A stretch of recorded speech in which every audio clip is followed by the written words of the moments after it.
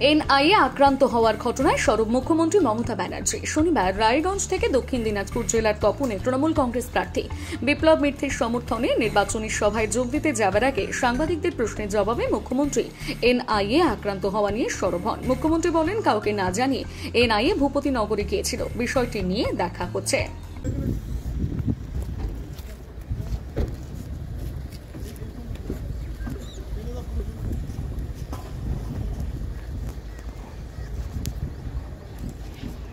दीदी दीदी दीदी ভূপতিনগরে এনআইএর উপরে হামলা ফের।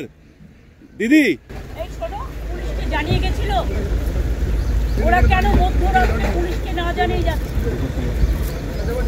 নিয়ম হচ্ছে পুলিশকে, লোকাল পুলিশকে জানিয়ে যাওয়া।